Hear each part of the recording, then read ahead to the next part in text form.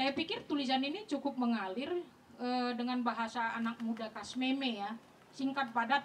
Kalau saya menuliskan ini barangkali ini tidak 112 halaman, bisa menjadi 300 halaman. Karena generasi saya adalah generasi deskriptif yang panjang lebar. Jadi kalau saya agak panjang juga, ya nggak apa-apa ya, Bung Moderator ya. Kemudian di bagian lain, di bagian kedua, di bagian awal yang lain, pengkhotbah itu memutuskan untuk berhenti berkhotbah. Lalu dia menuliskan kisah-kisahnya. Kisah-kisah yang dituliskannya itu antara lain kisah tentang kotaku yang malang. Di sini pengkhotbah menceritakan tentang seorang yang bekerja keras mengalirkan air gunung ke rumahnya di kota. Karena di kota air langka. Lalu orang-orang mulai membeli air darinya, ia menjadikan itu usaha.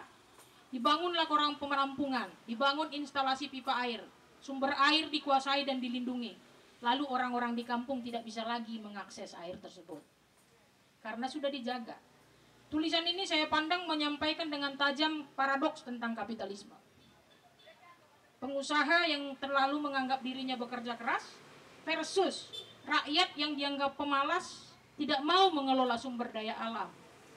Sering kalau orang pergi ke Samosir, saya 10 tahun tinggal di sana, orang bilang begini, malas-malas sekali lah masyarakat ini, kok nggak dibiarin ini lahan ini ditanami begitu. Padahal bukan karena kemalasan, karena memang rakyat punya kearifan, ada lahan yang boleh diusahai, ada lahan yang memang harus ditinggalkan sebagai hutan. Tapi kemudian hutan-hutan inilah yang dijarah atas nama investasi dan modal. Saya pikir tulisan Kotaku yang Malang ini cukup kuat untuk menyuarakan itu begitu. Di dalam satu kisah yang lain, Maut, ada tokoh Risa di sini yang mengisahkan kampungnya berubah oleh perusahaan kertas yang menghabisi hutan. Ya sayang dia tidak berani menyebutkannya, mungkin ini TPL ya. Air yang mengaliri pertanian itu tidak seperti dulu, panen gagal, lalu babiat atau harimau turun ke kampung dan menjadi ancaman. Ini menjadi kisah tajam yang mengkritik soal kehancuran ekosistem ya. Akibat kerusakan hutan, fauna tergusur dari rumahnya, tidak ada lagi hutan yang menahan hujan. Padahal ada satu petikan di situ yang saya pikir cukup tajam. Penulis menuliskan di sana, padahal kertas bukan kebutuhan dari masyarakat di sana. Tapi kertas yang bukan kebutuhan masyarakat sudah menggantikan irigasi pertanian yang menjadi urat nadi masyarakat. Di dalam kisah bedakan hutan alami dengan hutan buatan, di sini ada sebuah tulisan tentang pembangunan kota-kota baru dengan mengorbankan hutan. Pohon ditebang dan diganti dengan belantara beton. Sebentar lagi itu yang akan terjadi di Sibisa. Daun-daun itu tidak lagi berguguran. Ini kisah tentang lelaki di perantauan yang rindu pada kampung halaman, tapi ia enggan untuk pulang karena melihat pohon terakhir di kampungnya sudah ditebang.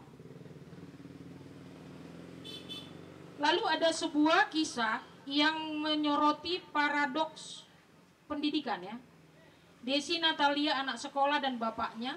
Ini kisah tentang seorang bapak bernama Pak Tambo, penggarar kopi, petani kopi Sigara Rutang. Tidak sekolah, dia mati-matian menyekolahkan anaknya yang bernama Desi sampai kuliah. Untuk menguliakan ini tanahnya terjual. Sesudah terjual, ironisnya Desi yang sarjana ini mati-matian mencari kerja dan menjadi pekerja di tempat orang.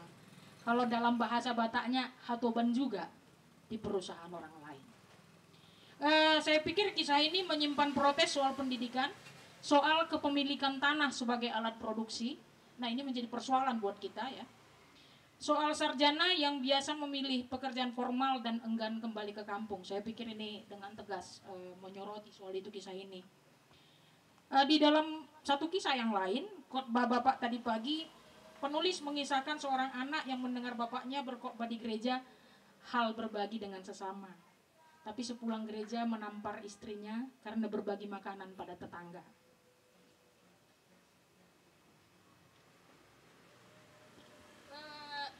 Di sini nggak ada bagot, ada juga kisah di sini. Perut buncit Pak Tarno ini mengisahkan kekecewaan petani Bagot saat gula merah mereka turun harganya. Sehingga Pak Tarno itu memilih meminum tua terus sampai perutnya buncit kayak ibu-ibu hamil. Ada satu kisah di sini yang penulis kurang berani menuliskannya. Sarjana apa deh? Estol katanya. Ditulis pakai titik-titik lagi. Kenapa nggak ditulis lengkap? Ini kisah tentang sarjana yang sangat bahagia di hari wisuda, tapi kemudian ditodong oleh keluarganya untuk segera mencari kerja, untuk bayar hutang. Bapaknya udah banyak hutang pas dia kuliah. Nah kemudian ada juga dia tulis sedikit tentang gender, ya. Soal seorang perempuan yang korban KDRT, membangun komunitas, tapi kemudian komunitas dianggap terlarang. Ya kurang lebih barangkali kayak Gerwani dulu lah ya dek ya. Nah kemudian di babakan terakhir, akhir dari akhir itu, dalam kisah yang singkat, penulis mengisahkan bahwa anak kecil yang dulu mendengarkan kisah dari pengkhotbah ini, mencari pengkhotbah itu. Dia sudah tumbuh dewasa dan bertanya siapa pengkhotbah sesungguhnya. Pengkhotbah itu ternyata adalah tokoh dari semua peristiwa, pelaku dari tindakan yang akhirnya dikutuknya dalam khotbah-khotbahnya. Dan kemudian anak kecil itu diberi tugas untuk menyebarkan tulisan-tulisannya. Itu sinopsisnya. Lalu kemudian apa catatan saya? Yang pertama, Berton mampu menangkap sejarah perkembangan masyarakat berikut paradoks yang ada di dalamnya. Dari masyarakat berburu bertani menjadi masyarakat industri. Dan saya pikir pengalaman Berton sebagai anak kampung dari Pangaribuan Taput lah yang mampu membuatnya membandingkan fenomena urban dan rural. Dengan jelas. Ada di sini jelas dilihat seperti apa kota, seperti apa desa di dalam tulisan-tulisannya. Yang kedua, buku ini syarat dengan kritik terhadap pembangunan, terhadap keberpihakan negara terhadap pemilik modal, sehingga hak adat dan tanah ulayat menjadi terabaikan. Catatan yang ketiga, buku ini adalah peringatan tentang kerusakan alam yang menakutkan di depan mata, yang sudah berhasil merubah banyak hal dalam sendi kehidupan masyarakat di kampung. Yang keempat, Berton mengkritik pendidikan yang tidak membangun kreativitas berpikir para lulusannya. Sarjana tidak pulang kampung, sarjana menjadi pekerja di tempat orang. Sementara desa berubah, desa kaya dengan sumber daya alam tidak dilirik. Justru kaum pemodal lah yang melirik kekayaan alam di desa. Investor lah yang merampas, menguasai hak adat dan hak ulayat masyarakat desa atas nama pembangunan dan kemajuan. Yang kelima, dalam buku ini ada tokoh pengkhotbah yang mulai berkhotbah 20 tahun yang lalu. Itu merujuk pada gerakan 98. Kemudian ada tokoh anak kecil dalam cerita ini. Tokoh anak kecil yang kemudian muncul menyebarluaskan kisah si pengkhotbah. Saya menduga anak kecil itu adalah Berton sendiri, yang di tahun 98 masih berumur 3 tahun. Ini membuat saya membaca buku ini sebagai sebuah kegeritik bagi generasi saya, yaitu generasi 98. Apakah generasi 98 adalah pengkhotbah yang sudah bertobat dari kealfaannya dalam hidup? Atau kami generasi 98 dulunya pengkhotbah, tapi sekarang justru menjadi pelaku dari apa yang kami kutuki dari masa lalu.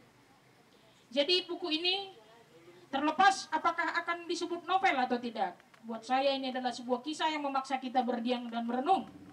Berton sudah melakukan dengan baik, calon sosiolog ini telah berhasil memotret kondisi saat ini dan menyuguhkannya pada kita. Akhir kata, selamat anak muda. Terima kasih kepada Kak Sri. Ada beberapa poin yang saya catat dan dari awal tadi penjelasannya juga per bab sangat panjang.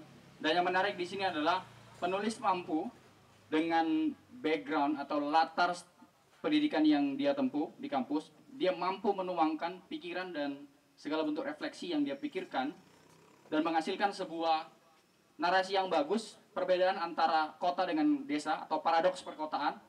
Lalu dia berbicara soal perubahan sosial di sana, bagaimana masyarakat yang awalnya itu memiliki bentuk solidaritas mekanik berubah menjadi bentuk solidaritas organik, atau dalam bahasa Ferdinand Tunis itu masyarakat yang masih guyup, dimensikrap, berubah menjadi Gesellschaft, masyarakat yang individualis dan terspesialisasi dengan bidangnya atau keahliannya. Nah, kepada teman-teman, jika ada hal-hal yang ingin dipertanyakan terkait dengan buku ini, saya persilahkan untuk bertanya kepada 3 narasumber yang hebat ini. Silakan.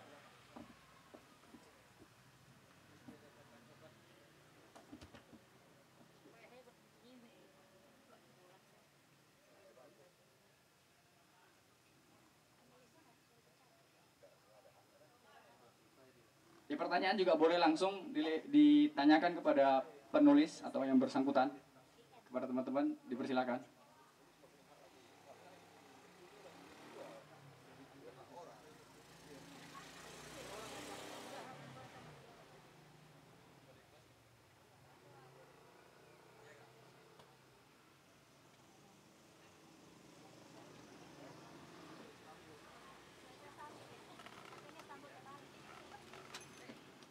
Halo, namaku Diana.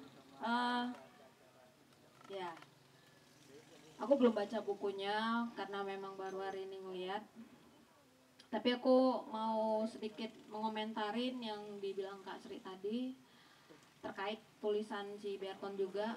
Kenapa sih situasi sekarang itu dan mungkin beberapa puluh tahun bahwa merantau dan sukses di negeri rantau itu lebih dihormati ketimbang sekolah di luar kemudian balik ke kampung itu dianggap aib.